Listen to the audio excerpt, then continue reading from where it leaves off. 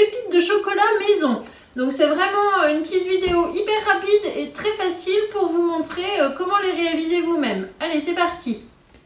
Pour faire vos pépites, c'est très simple. Il vous faut donc 200 g de chocolat pâtissier, noir ou au lait comme vous préférez. On va utiliser la poche à douille, les douilles, le support, le racloir et on le fera sur la toile de cuisson Guy de Marle. Je vais m'aider du high cooking, donc c'est une recette que j'ai rentrée, pépites de chocolat maison. Allez, c'est parti. Pour commencer la recette, on va mettre le chocolat en morceaux dans le bol du robot.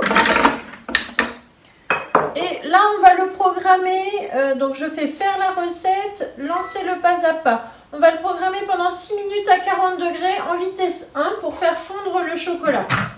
C'est parti.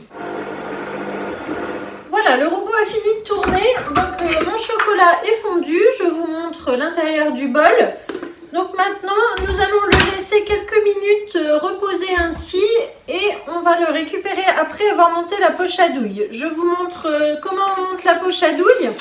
Donc nous avons le support, la poche en tissu réutilisable et lavable qui se trouve évidemment sur le catalogue et la boutique en ligne.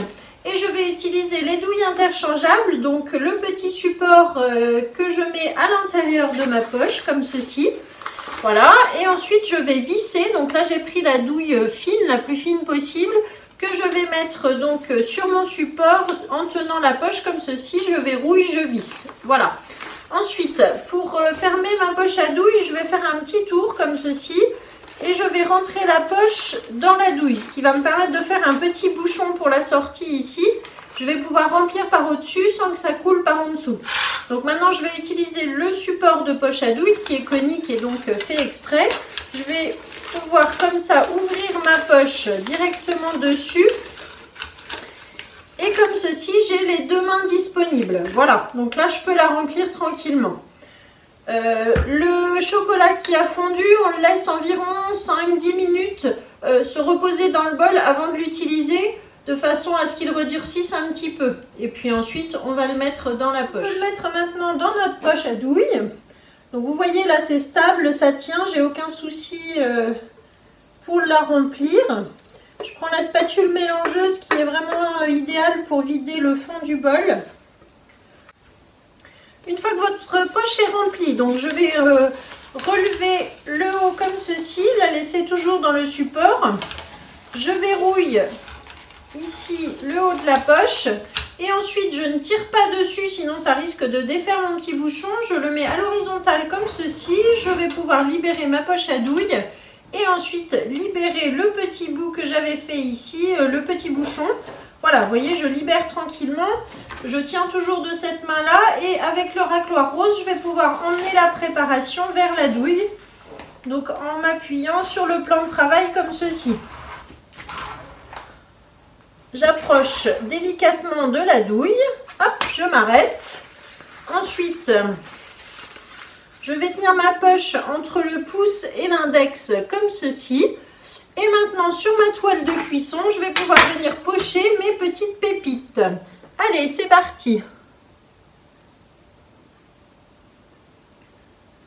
Alors, vous voyez, c'est un travail de patience.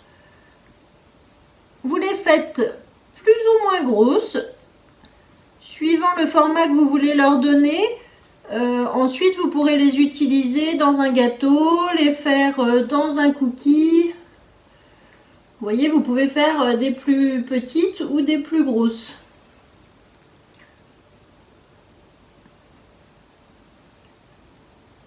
Voilà donc la plaque au bout d'une heure, vous voyez, à température ambiante. Je laisse vraiment le chocolat redurcir tranquillement, il ne faut pas le mettre au frais.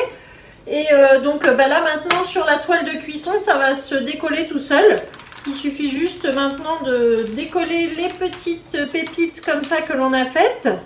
Et je vais les mettre tout simplement ensuite dans un bocal en verre que je vais mettre sous vide, sous BeSafe, pour que les pépites puissent se garder le plus longtemps possible. En fonction après évidemment des réalisations que vous aurez à faire. Décoller donc toutes les pépites de la toile, je vais les mettre dans mon pot. Et là vous voyez, j'ai 200 g de pépites de chocolat. Du coup des pépites maison, ça coûte moins cher évidemment que de les acheter en sachet. Et je vais les mettre ensuite sous vide grâce à mon appareil de mise sous vide d'air, le BeSave. Tout simplement, je mets le petit couvercle 10 cm que j'ai adapté sur un pot que moi j'avais récupéré, que je trouvais joli. Donc ça me permet de garder mes pépites de chocolat dans un joli pot. Donc je prends la tête d'aspiration du BeSave, je vais le mettre sur le joint du couvercle pour faire le vide.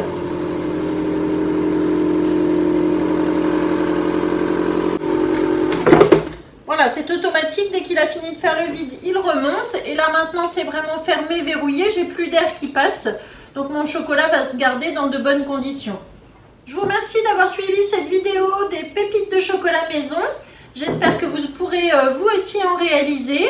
Et puis donc je vous mets une petite recette ici et je vous dis à très bientôt. Bonne journée!